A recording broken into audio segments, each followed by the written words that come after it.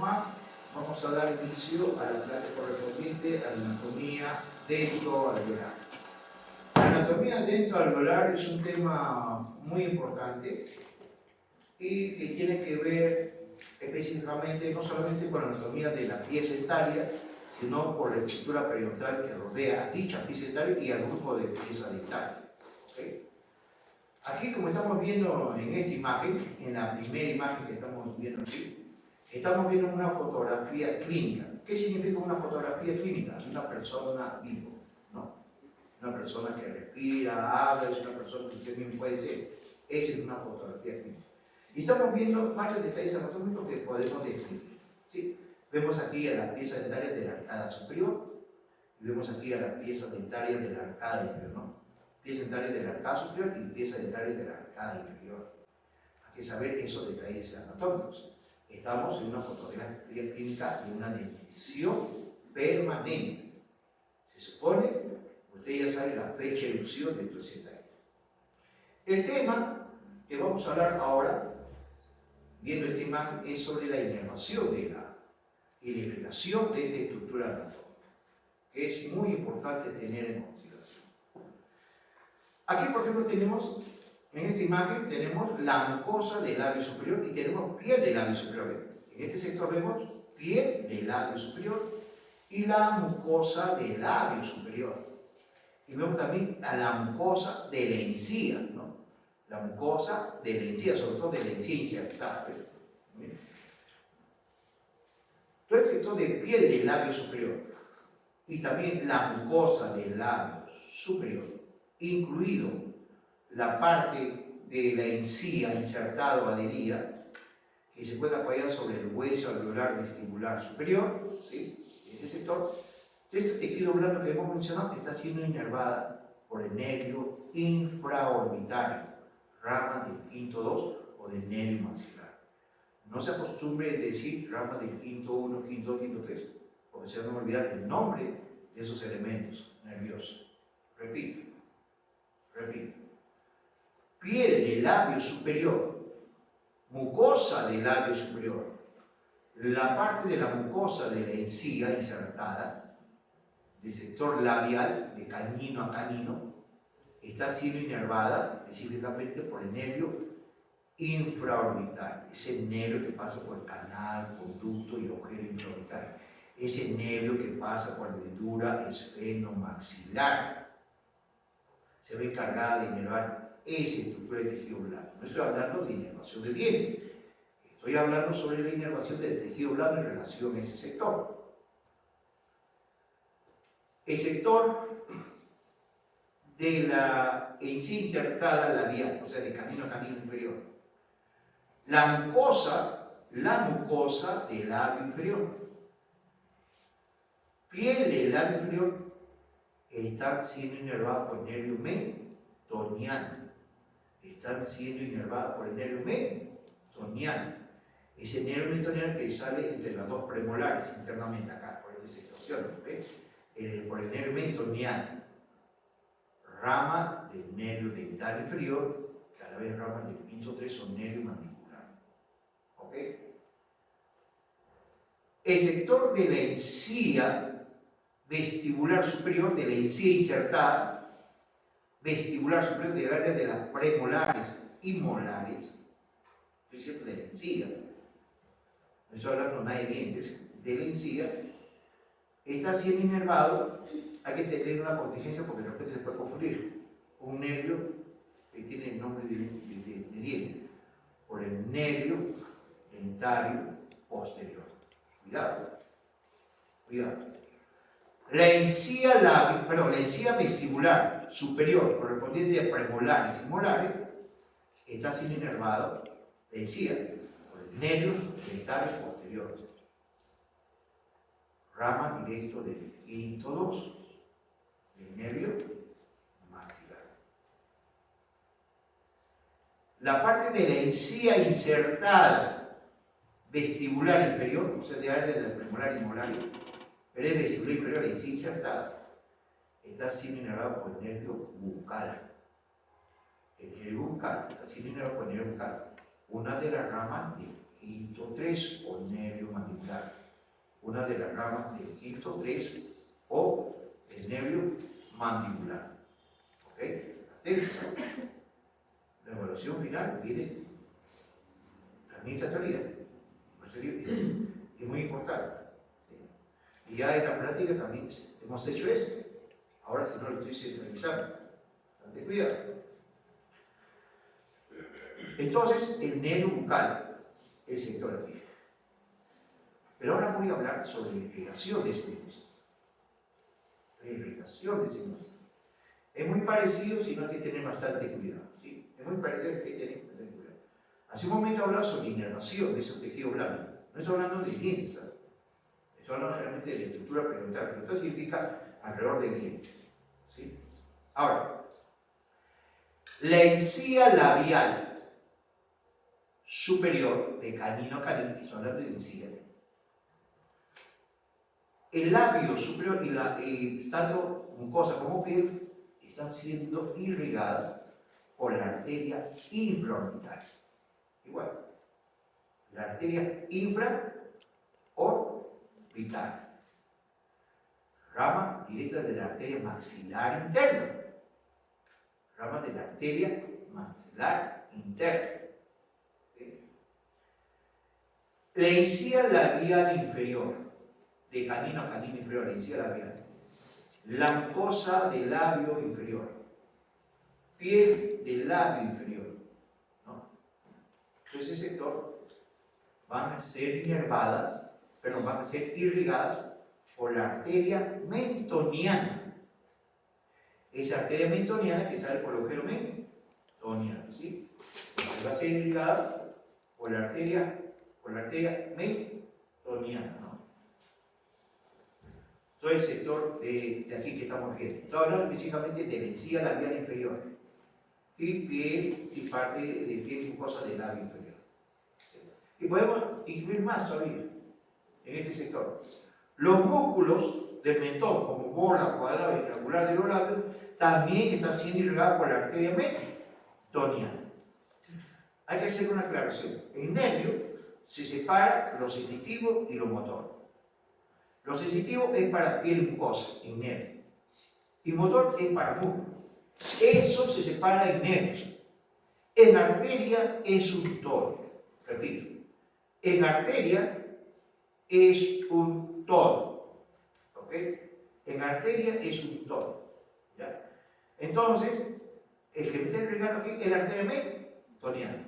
¿Rama de qué es la arteria mentoniana? De la arteria dentaria inferior. ¿Y rama de qué es la arteria dentaria inferior?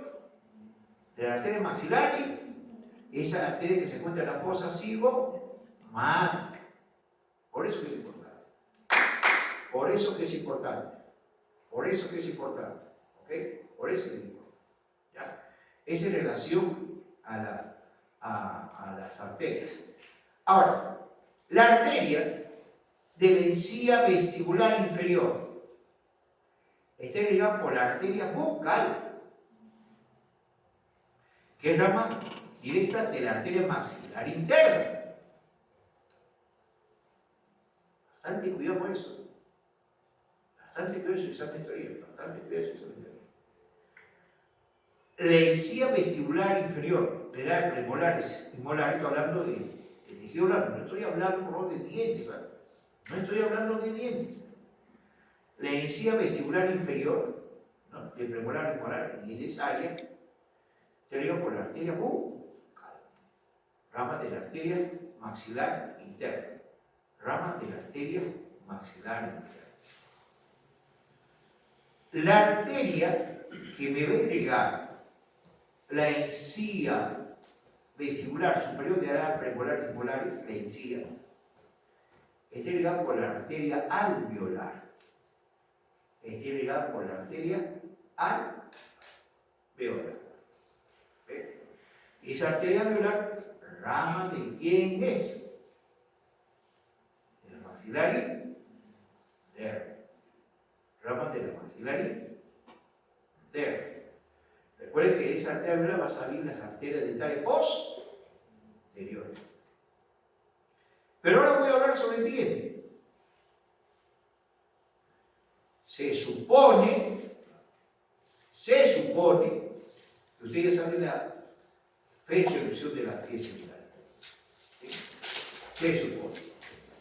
Acá tenemos el incisivo central, el incisivo lateral y el canino superior de ambos lados, derecho e izquierdo, van a estar señalados por el nervio dentario anterior. Ramas de la arteria infraorbital y ramas del quinto 2 del nervio maxilar. Si yo hablo sobre las dos premolares y la red mesovestibular de la primera molar, inervado por el nervio dentario medio. Y si yo hablo sobre la tercera, la segunda molar y la red palatina y la red mesovestibular de la primera molar, está siendo inervado por el nervio dentario posterior. ¿Rama quién es el nervio dentario posterior? El quinto 2. Si yo hablo sobre los dientes anteriores de canino a canino inferior, ahora sí estoy hablando de dientes, ¿eh? Si yo hablo sobre dientes anteriores de canino a canino inferior, estoy hablando de dientes ahora, no sé confundir, van a estar inervados por el nervio incisal, rama del nervio dentario inferior, que a la vez rama del quinto 3 o nervio mandibular. Ahora, las premolares y las molares inferiores, estoy hablando ahora sí de dientes, todo está inervado por el nervio dentario inferior, rama del quinto 3 o nervio mandibular. ¿Ok? Ya, entonces es un punto que se debe tener bastante en consideración. Pero también, ahora, voy a hablar sobre un detalle muy importante, ¿no? Sobre la anatomía, una parte sobre la anatomía dental. ¿Sí? ¿Por qué? Aquí tenemos la estructura ósea del hueso alveolar. ¿Qué tenemos aquí? A ver, acá tenemos el hueso alveolar labial superior, ¿sí o no? Acá tenemos el hueso alveolar labial inferior, que también es canino. Y aquí yo tengo el hueso alveolar vestibular superior. Y acá tengo el hueso alveolar vestibular inferior. Ese huesito que está en relación directa con la raíz de esos dientes. ¿Ok? ¿Y qué se inserta en ese hueso alveolar? La encía insertada. Encía insertada o encía adherida. Encía insertada o encía adherida. Pero, ahora vamos a agregar un poquito más. En el margen de la encía insertada o encía adherida, en el margen, en forma de festón, que rodea a cada pieza dentaria, acá tenemos un ejemplo de una pieza dentaria, hay un milímetro de esa encía. Pero ya no va a ser encía insertada adherida, sino va a ser la encía marginal o marginal. Es una encía, su propio nombre está indicando, es una encía marginal, es el margen de la encía. Es el margen de la encía. La encía insertada es la que está adherida sobre el hueso alveolar, como tal. Pero el margen de encía que está en relación a la pieza dentaria, ese milímetro, eso se llama margen gingival. Margen gingival. Importante, porque realmente cuando ustedes van a realizar una exodoncia o cualquier tipo de procedimiento periodontal o algo parecido, esas encías se dilatan, permite que el instrumento que se va a colocar en ese sector ingrese entre la pieza dentaria y la encía marginal. Por eso es muy importante.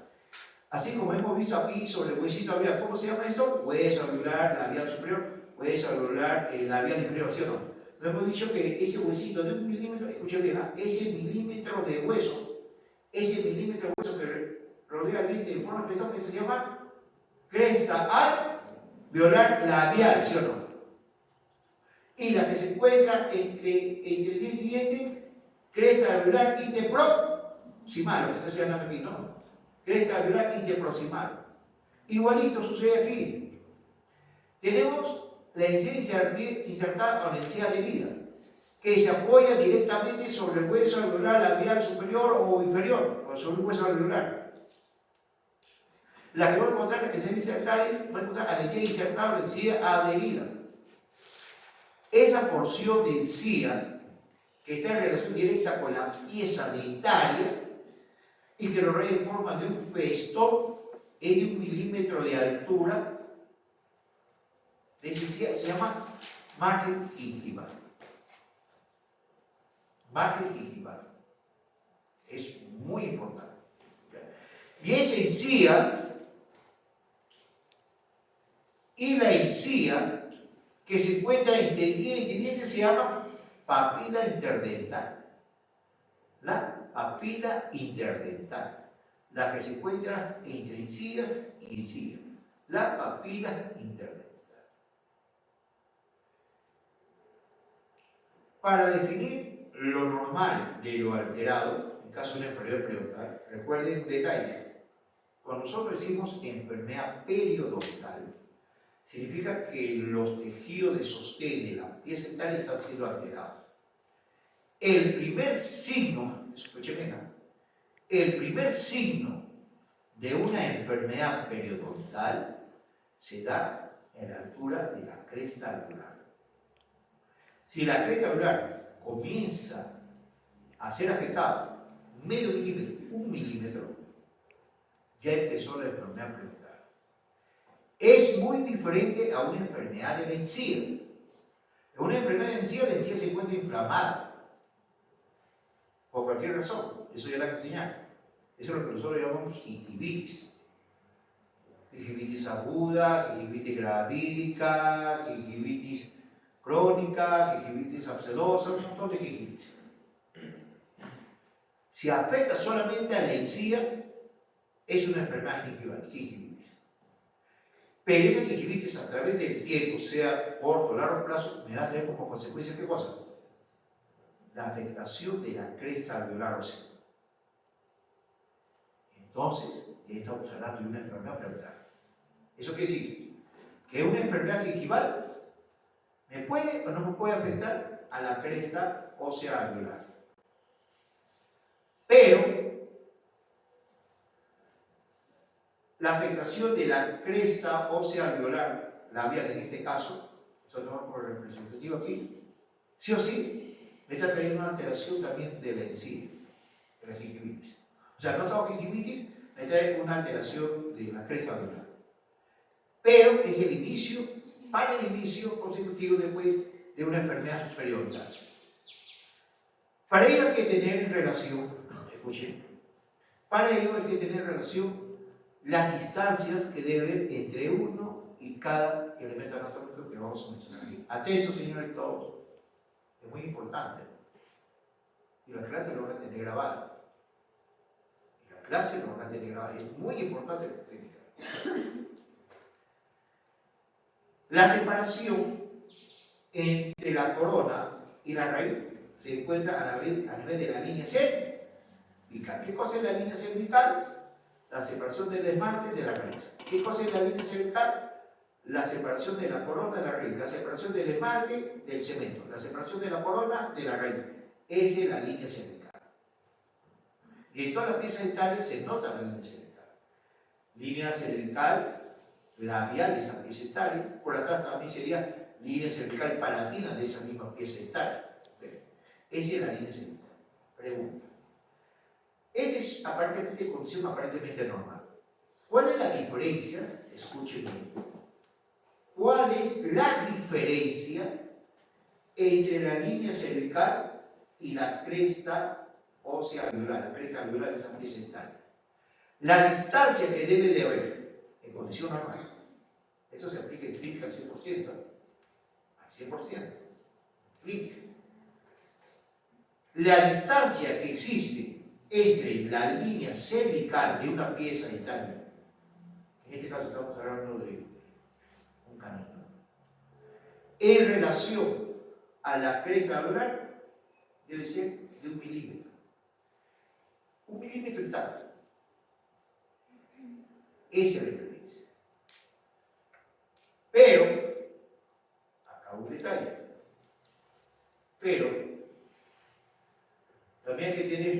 relación lo siguiente, ¿sí? Pero también hay que tener por relación lo siguiente. ¿Dónde estaría ubicado la encía marginal o margen gingival? Eso no me vale. ¿Dónde estaría la encía marginal o el margen gingival? Debería estar 1 milímetro de relación con la línea cervical. 1 milímetro en relación. Esta es la distancia prudente. Entonces, ¿qué quiere decir? Que el margen gingival o la encía marginal, por la revista que estamos encontrando, la línea cervical. Y por encima de la línea cervical que estamos encontrando, la cresta alveolar labial. Importante ese detalle. Muy importante lo que estoy indicando. De nuevo, porque es muy importante lo que estoy indicando. Cuidado con la pregunta del examen. Cuidado con la pregunta del examen. ¿Sí? Yo digo, a ver, vamos a tomar una pieza aparentemente en condición normal. A ver, vamos a poner esta pieza. Lo que voy a colocar aquí corresponde a la línea cervical, ¿sí? Eso corresponde a la línea cervical. ¿Qué es la línea cervical? La separación de la corona de la raíz, la separación del esmalte con el cemento radicular. ¿Dónde estaría ubicado la cresta alveolar? La cresta alveolar lo vamos a ubicar en este sector. Aquí está la cresta alveolar. Es 1 milímetro de cresta alveolar, ¿sí? La distancia entre la cresta alveolar, vamos a colocar acá. La distancia de la cresta alveolar a la línea cervical debe ser milímetro y medio. Estamos hablando de milímetros, ¿sabes? Ustedes van a manejar exploradores, zona periodontal y otra serie de detalles. ¿Y dónde estaría ubicado? ¿No? ¿Y dónde estaría ubicado el margen gingival? ¿Dónde estaría ubicado el margen gingival? El margen gingival estaría por 1 milímetro por encima de la línea C. ¿Entendido? Más claro no puede ser. Si fuese el diente superior, cresta alveolar, sea labial, sea vestibular, sea palatino o sea igual, la cresta alveolar, el tejido que rodea el corte a la pieza interna. Debajo de ello, más o menos, a la línea cervical. La distancia, milímetro.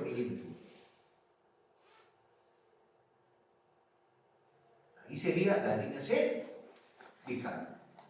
Ahí sería la línea cervical, la que separa la corona de la raíz. Y debajo de ello tenemos el margen gingival. Señores, cuando ustedes van a realizar un tratamiento de una exodoncia o cualquier otro tipo de procedimiento, el bocado del forceps o el bocado de tu instrumento debe tener relación a la línea cervical. Y el bocado de ese instrumento va a sobrepasar esta encía marginal hacia la línea cervical. Eso debe tener en consideración. ¿Ya? Entonces, por eso es un punto muy importante que estamos indicando en este sector. ¿Ok? Entonces, de acuerdo a lo que ya hemos mencionado, es un detalle muy importante. Aquí se encuentra la anatomía de la pieza dentaria, pero acá se encuentra la anatomía, ¿no? Se supone que ya saben la inervación, la irrigación y mucho otro detalle. Ya saben que esta es la espina nasal anterior, esta es la cintura intermaxilar, ahí está las eminencias malleolares, se encuentra la eminencia canina, ¿no? Y otro detalle. Entonces, en cambio aquí, lo que hemos hablado está saliendo fuera de lo alterado. O sea, acá vemos una alteración, ¿no? Porque vemos la distancia de la línea cervical con la cresta alveolar mucho más que de 1 milímetro. ¿Se da cuenta? Señores, ustedes deben aprender primero lo normal. Si no saben lo normal, entonces ¿cómo van a saber si algo está fallando o no? importante lo que le estoy indicando. Muy importante lo que le estoy indicando en cada uno de los sectores, ¿no? Fíjese la forma del diente del incisivo central y del incisivo lateral. Incisivo central, incisivo lateral. Miren el canino, el brazo mesial, el ápice cuspideo, ¿ve? Las superficies oclusales de las premolares y molares. ¿Ah? En relación al tejido óseo, todo lo que voy a mostrar en este momento, todo lo que voy a mostrar aquí en este momento, ¿no?, se llama, tiene un nombre específico. Se nota clarito a la cresta al de la vegetación. ¿Nota ese movimiento de huesito? ¿Sí? Se nota, ¿sí o no? ¿Y cómo se llama? Aquí, la cresta ocular interproximal. Pero cuidado, la cresta alveolar interproximal normalmente debe ser de esta característica. ¿Ve? Esto se llama tronera. La tronera oclusal, la tronera gingival, tronera son espacios. En este caso, la tronera gingival.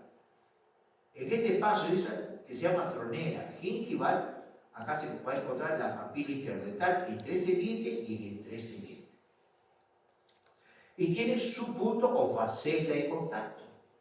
Tiene su punto, en este caso su faceta de contacto. Y tenemos en este sector, a la tronera oclusal. Y tenemos en este sector, acá, este es un ejemplo clásico de una tronera oclusal. En la tronera oclusal es un espacio entre la superficie oclusal, va a ser ocupada por una cúspide antagonista. ¿Ven? La cúspide me está ocupando ese sector. Entonces estamos llegando a la conclusión que la tronera gingival va a estar ocupada por la papila interdental. O sea, ¿se acuerdan? ¿Qué decía tenemos aquí? Una encía insertada, ¿sí o no? ¿Y qué decía tenemos aquí? El error de milímetro, la encía marginal. O sea, la encía marginal de un lado y la encía marginal del otro lado van a formar a la papila interdental. ¿Ok? Y la tronera oclusal es ese paso aquí, es este paso aquí. Este es un clásico ejemplo de una tronera oclusal. Este paso es de las superficies oclusales de las piezas centrales contiguas, pero ocupado por una cúspide antagonista. Es importante, señor. Lo que estoy indicando se dice, y es exacto lo que dice su profesión que usted está empezando el curso de anatomía aplicada. Si yo no sé sumar, si yo no sé restar, no sé dividir y multiplicar, de frente me voy a otras fórmulas más complejas y siempre voy a estar mal. Estoy diciendo la verdad. Estoy diciendo la verdad, ¿sí? Yo sé cuál es la realidad, ¿no? Yo sé, también sé también otros ciclos mucho más superiores. Por eso te digo que ese detalle. ¿Ya? Entonces, eso es lo importante. Y aquí lo que estamos viendo, en cierta manera, aquí lo que estamos viendo, la anatomía del canino. La anatomía del canino. El lado inicial es menos convexo, el brazo distal más corto. ¿Se recuerdan? El brazo distal es mucho más largo, ¿sí o no? El brazo distal. Y el lado distal es mucho más convexo, tiene su ápice cuspideo. Y no ven de que este canino es muy parecido al del premolar, ¿sí o no? Muy parecido, ¿no? Eso ligeramente pequeño, ¿ven? ¿Ya? Este es la cúspide mesovestibular, este es la cúspide distovestibular y este es el surcovestibular. Esta pieza de aquí posiblemente va a tener dos raíces en su interior, la raíz vestibular y la raíz palatina. Esta generalmente va a tener una sola raíz. Y esta pieza va a tener tres raíces, la mesovestibular, la distovestibular y la palatina, igualmente a esa pieza de Italia. ¿Ya? Ahí se ve el Italia. ¿Ya? Y aquí, por ejemplo, como otro grupo de posesión, aquí las raíces, la posición de la raíz interna son estas aquí, y que también se divide por tercios. Que también se divide por tercios. Aquí.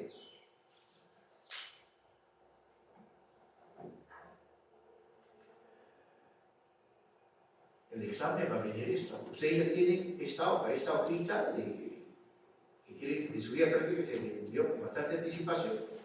El que quiere, estudia, el que quiere, lo coloca, si lo no. ¿Ya? El que quiere. El que desea. Pero ahí está todo. Aquí tenemos varios detalles. Tenemos un vórtice y sal, un vórtice y sal de central, otro vórtice y sal de lateral, brazo oficial, un piso cupido y un brazo interno. ¿No ve que este es más corto que esta? Este es más largo, ¿sí o no nota? Más grande no se puede enseñar, si no es. Más notorio no lo puede llegar. No sé si se han percatado de esta imagen.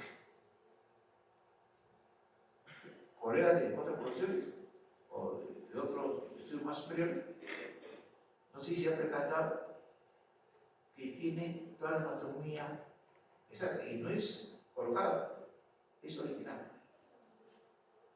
Es original. Mejor que mi boca, mejor de lo que ustedes. Y con toda la deformidad de la hija. Pero en óptimas condiciones. ¿Se acuerdan? ¿Ya? Entonces, ¿qué vemos? Tenemos un vórtice y sal, un vórtice y sal, un vórtice y sal y otro vórtice y sal. De los dientes anteriores. Pero también los dientes anteriores tienen sus crestas marginales. ¿Qué son las crestas? Crestas es una elevación en forma lineal. Marginal, porque se cuenta en el margen de esa cresta. Tengo una cresta marginal mesial, una cresta marginal distal y un círculo. Es una pequeña elevación, un pequeño tubérculo que se encuentra encima de la línea celular. Tengo aquí cresta marginal mesial, cresta marginal distal y su círculo. Tengo su borde distal y en el centro su fosa palatina. Y la fosa palatina, ¿no? Del incisivo central es mucho más amplio.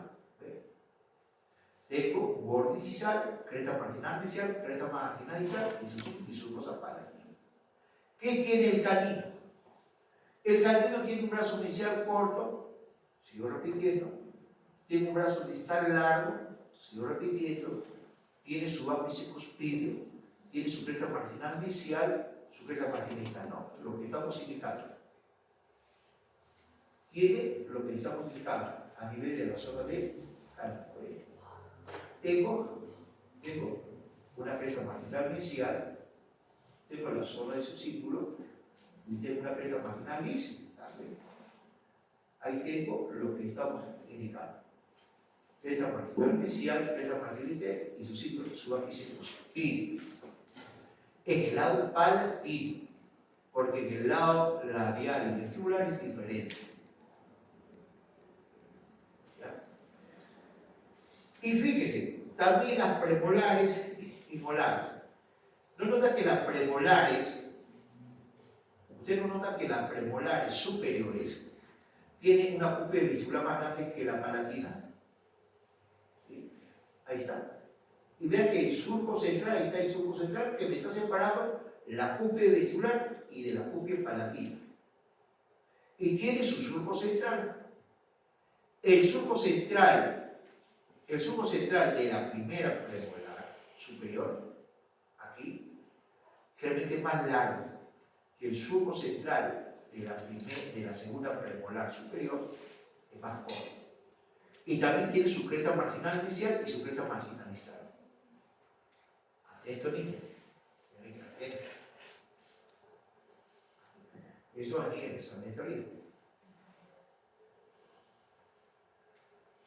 La cúspide vestibular y la cúspide palatino, vestibular y palatino, esta es cara oclusal. Tiene una cresta marginal mesial y una cresta marginal distal. O sea, que este también tiene cresta marginal mesial, cresta marginal distal y su ciclo, ¿ves? Y su fosa pala, y a nivel de la premolar también tiene cresta marginal mesial, cresta marginal distal. También, conclusión, las crestas marginales existen en todas las piezas dentales, sea anterior o posterior, sea superior o inferior. Cresta marginal mesial, cresta marginal distal. Acá también tenemos la cresta marginal mesial y la cresta marginal distal. Cresta marginal mesial, cresta marginal distal. Sino que a nivel de las premolares, solamente tienen dos cúpulas. La más grande es la cúpula vestibular. Generalmente menor tamaño la cúspide la cúspide palatina, vestibular y palatina. Ya, en conclusión, lo que enseñamos, otro detalle, porque ahorita solamente estamos diciendo, hablando de títulos y subtítulos, ¿sabes? Tiene un montón de anatomía esto. Un montón de anatomía. ¿Ya? ¿Qué es lo que tenemos aquí? Tenemos una cresta marginal mesial y una cresta marginal distal. Pero fíjense un detalle. Como su surco central es largo, sus crestas marginales son más estrechas. En cambio, en la segunda premolar, su surco central es más corto, por lo tanto sus crestas marginales son mucho más gruesas. Cuidado con eso. Las premolares tienen dos cúspides bien formadas, bien parecidas. ¿Okay? A nivel de la primera molar, en la cara occlusal de la primera molar, que tiene 3 raíces, ¿no? Vemos la siguiente característica. Vemos la siguiente característica. Vemos la siguiente característica. ¿Sí? Vemos la siguiente característica. Atento, por favor. ¿Qué vemos?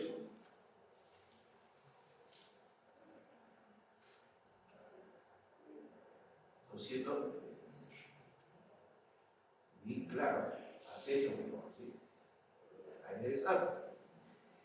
Esta pieza de Italia, ¿no? Esta pieza de Italia que estamos viendo acá,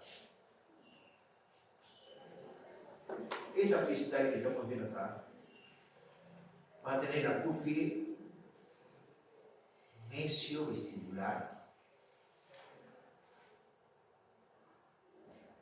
la cúspide, ¿cómo se llama esta cúspide aquí?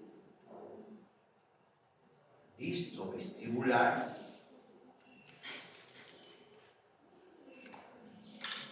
mesio-palatino y su disto-palatino.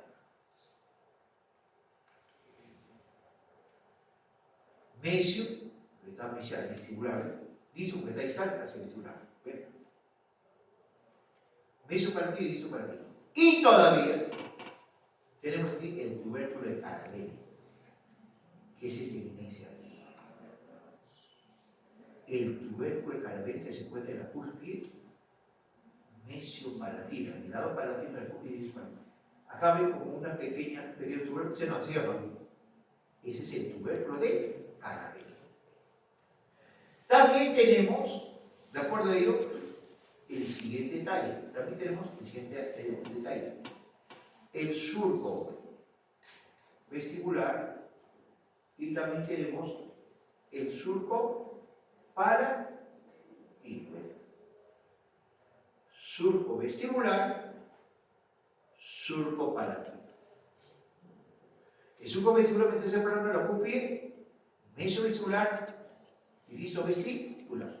El surco palatino me está dividiendo la cúspide mesopalatino y la distopalatino. Cuidado, cuidado. ¿En dónde se ubica el tubérculo de Carabelli? En la cúspide mesopalatino de la primera molar. El tubérculo de Carabelli. Pero también tenemos el famoso puente adamantino. El puente adamantino, como su propio nombre está indicando, ¿no? El puente adamantino, como su propio nombre está indicando, o cresta adamantina, otro suele denominar también línea oblicua o cresta oblicua, es un puente elevado, ¿no? Que se encuentra entre dos cúspides. El famoso puente adamantino que estamos viendo aquí, que se encuentra entre dos cúspides. Entre la cúspide mesio-palatino y la cúspide distovestibular. Entre la cúspide mesio-palatino y la cúspide distovestibular. Si lo saco aquí, se nota claramente el puente adamantino. Pero si este mismo puente adamantino voy a llevar a la altura de la segunda molar, van a notar que ese puente adamantino aquí está separado por el surco del puente adamantino. Y esto aquí vendría a ser, ese vendría a ser aquí el puente adamantino. Pero la gran característica de la segunda molar, la característica de la segunda molar permanente, en este caso permanente, es que está interrumpido por el surco del puente adamantino. Y tiene lo mismo, una cúpula mesovestibular, disovestibular, mesopalatino, listo-palatino. Tiene también un surco vestibular, tiene un surco palatino, pero no tiene el tubérculo cavernoso. El puente adamantino sí, es un puente, ahí está, acá se nota clarito el puente adamantino. Acá se nota clarito el puente adamantino. Cuidado, señorita, la señorita se ríe, ¿ya ven? Sí, cuidado. La anatomía es bonito porque se aplica en todas las profesiones. Yo creo que cuando ustedes van a una persona de salud, sea enfermero, psicólogo, obstetricia, médico o odontólogo, ustedes son odontólogos, yo creo que igual que yo, si voy a ir personal de la salud, espero que ese personal de la salud esté capacitado porque estoy llevando a una familia, estoy llevando a mi hijo, estoy llevando a mi hermano, estoy llevando a papá, mamá, a que sabe. Si usted sabe que una persona que no sabe esto, póngase a pensar. Póngase a pensar. ¿Sí? Y la nota no es nada. Muchas personas se pueden comer esa agua y se venden nota. Ustedes ven la realidad. Solito se está engañando. Solito se está engañando. Solito. Solito. La realidad se va a ver. La realidad se va a ver cuando ahí esté en la cancha. Entonces se llama la salud popular. Yo veo lo que está en la cancha. Yo veo lo que está en la cancha. ¿Ya? Entonces, esa cosita muy importante que estamos aplicando. La siguiente clase voy a seguir hablando de pieza con otras imágenes, ¿sí? Con otras imágenes. Porque si no, no alcanza. Atento. Hacer otro. Aquí estamos viendo la arcada dental inferior de un adulto. La siguiente clase voy a hablar sobre la arcada dentaria temporal. ¿Sí? Estoy separando. Ahí es importante. Ya es muy importante. ¿Qué es lo que estamos viendo aquí en esta imagen? Vemos el incisivo central, el incisivo lateral. Y aquí, miren, también el mismo arcanómetro, la anatomía. Nota que aquí falta algo. Es original. Así no hay más. Sí, es original. Miren aquí. Ni una restauración, ni este granazo que usted puede ver con qué le está diciendo. Vean. Vean. ¿Sí? Ya, miren. También tiene bordizal, y miren, el canino. También tiene la misma nomenclatura, sino que más, un poquito más estrecho. ¿Sí? Yo veo aquí, por ejemplo, el canino inferior. Su ápice cuspido, un brazo mesial corto, un brazo instalado, este con mucho más convexo, ahí está su símbolo. Igualito. Tiene el bordizal, un ángulo mesizal, un ángulo inferior, y ahí son otras cosas. Tiene su fosa lingual y su símbolo que son menos prominentes. Tiene la misma nomenclatura. Por si acaso, hoy día, ya está en su aula virtual esto. La inervación y irrigación de los dientes y está en su aula virtual. Exactito ahí, limpiecito. ¿Cómo para desarrollar? La última imagen de todo lo que ustedes lo tienen, ¿no? ¿Cómo para desarrollar? Si quieren desarrollar, si no. Yo les aconsejo que desarrollen. Y si quieren, están estudiando eso. Si quieren, están estudiando eso. ¿Sí? ¿Qué vemos aquí? No vemos, miren la cara cruzada de la primera y segunda premolar. No es diferente de la primera. No es diferente de la superior, ¿nota? Mientras que la premolar superior tiene una cúpula vestibular y una cúpula palatino bien definido con ese surco central, y las cúpulas son bien similares, ¿notan? Y su diámetro va en sentido más en sentido vestíbulo palatino, ¿sí o no? ¿Notan? Mire cómo son las premolares inferiores. Más no se les puede enseñar, señores. ¿No son más redondeadas? Mire, por favor. ¿Sí? Premolares. ¿Y no es que son más redondeadas? En la primera premolar inferior, ¿no? Generalmente tiene una cúpula vestibular grande y una cúpula igual pequeña, pero por su puente a la marquina. Este es el puente a la marquina. En cambio, la segunda premolar inferior, aquí, en la segunda premolar, realmente acá se nota, como yo lo estoy, en la segunda premolar tiene 3 cúspides en su cara oclusal. ¿Qué pieza dentaria tiene 5 cúspides? ¿Qué pieza dentaria tiene 3 cúspides? ¿Qué pieza dentaria tiene 4 cúspides? En la segunda premolar inferior tiene 3 cúspides. Una cúspide vestibular, una cúspide mesiolicual y una cúspide más pequeña, la distolicual. En cambio, la primera premolar inferior tiene una cúspide vestibular, una cúspide igual pequeña, unión con puente adamantina. Aquí, en esta pieza dentaria, ¿no?, se ve claramente la cúspide vestibular, la cúspide mesiolicual, que más elevada, por el sector licual, y esta cúspide aquí, la distolicual. Cuidado que en su hoja de guía práctica que se te envió, si quiere lo llena, si no, soy enfrente de usted, pero yo lo cosa que llene porque hay varias preguntas de ahí, hay varias preguntas ahí. En las premolares, pero en las molares superiores, ¿cuál es la cúspide más grande? La mesio, pana, y ¿cuál es la cúspide más pequeña? La distocana. ¿O cuál es el orden de secuencia? La más grande, 1, 2, 3 y 4. Eso está en su hoja de guía de práctica. Esos numeritos, estudienlo. Igual, cuando yo digo, ¿cuántas cúspides tiene la segunda premolar? 3. ¿Cuántas tiene la primera? 2. Pero ahora vamos a ir aquí, en la molar inferior. Vamos a ir aquí, en la molar inferior. En la molar inferior, escuchen, en la molar inferior, tenemos 1, 2, 3 cúspides vestibulares. La mesio vestibular, la distovestibular y la distal.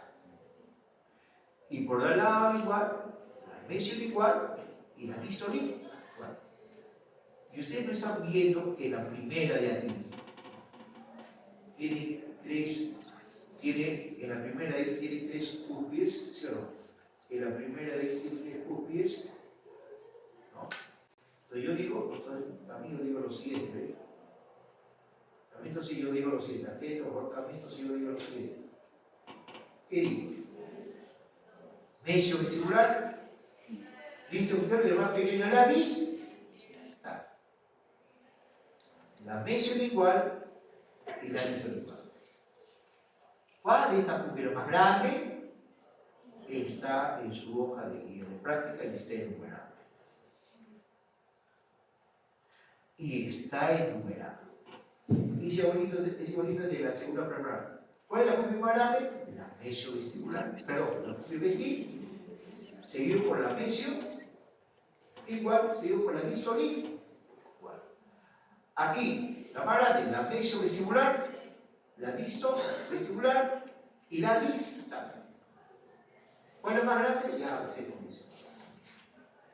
Pero también podemos ver un detalle muy importante.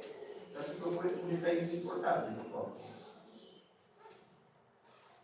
El surco mesio-vestibular, el surco distovestibular, ahí está. Surco mesio-vestibular, surco distovestibular y surco licual. Mire la letra que me está formando. ¿Qué pieza dentaria tiene 5 cúspides? No me dice 5 cookies cuál es la cookie más grande o cuál es la cookie más pequeña. En cambio, aquí en la segunda molar, ¿qué me tiene? El surco y tenemos específicamente también la parte central y me va a dar la formación de una típica curva. Por eso que es importante, ¿sí? ¿Estoy de acuerdo? En la siguiente clase voy a estar hablando de esto. Y también está en el examen general. En la siguiente clase estoy hablando también de esta estructura, nuevamente. Supone que ustedes ya saben esto, se acuerdan, ¿no? Y miren, y para que vean, ahí tenemos la cosa real. ¿Eh? Vamos a ver la siguiente clase esto. ¿Ven? Miren, resumen. ¿Ven? No porque digo, ¿no? Se supone que ya para esta clase ya debemos de ser un poquito más detalle. Vamos a hablar un poquito de también sobre la decisión temporal, también vamos a hablar. Se supone que ustedes están preparados para esa clase. Entonces, hasta aquí la clase correspondiente de hoy día. Ya,